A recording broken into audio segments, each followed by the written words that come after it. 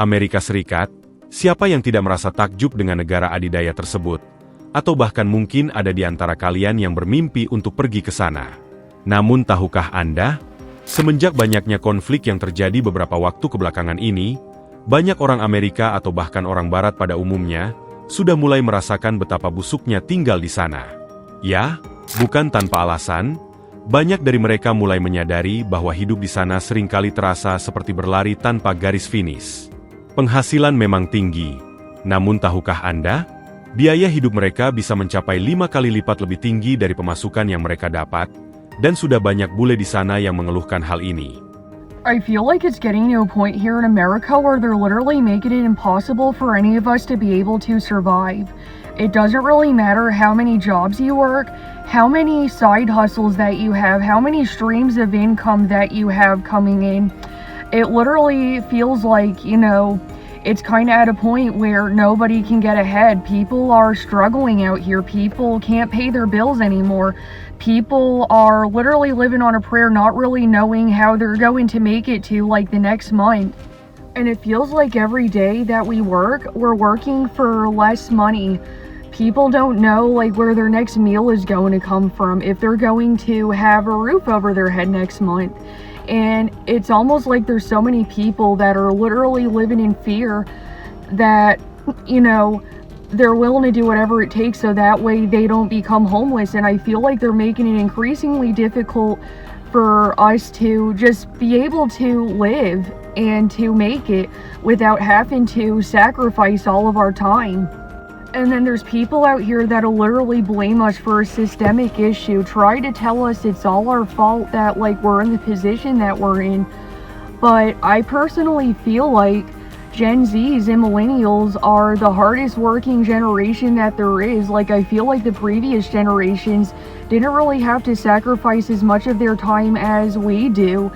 And then you wonder why, there's people struggling with mental issues, why people are struggling with depression and anxiety and dysregulated nervous systems. It's like, when are we going to wake up and get fed up enough for something to give? Because this isn't really working for the working class anymore. Ya, itulah realita yang terjadi di sana. Dan hal itu semakin diperparah ketika konflik dengan Iran terjadi.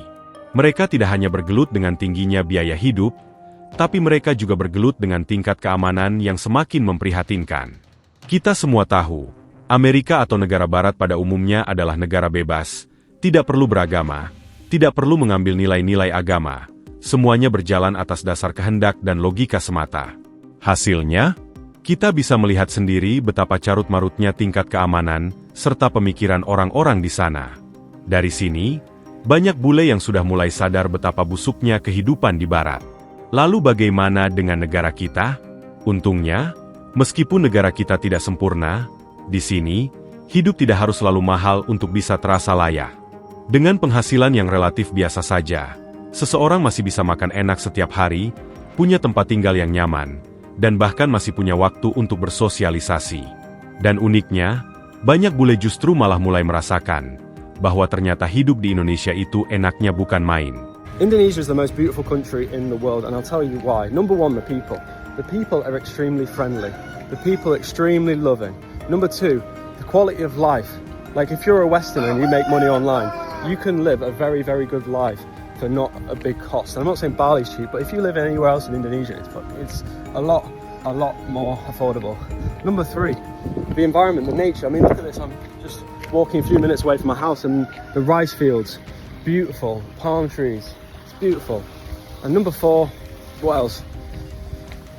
It's still got the Western components. You can still get everything you got in the West, the restaurants, the shopping malls, everything that. And the nightclubs, the bars, like everything that you have in the West that's good, you also get here. Okay, the roads here aren't as good in my opinion, but you've always got to accept the drawback.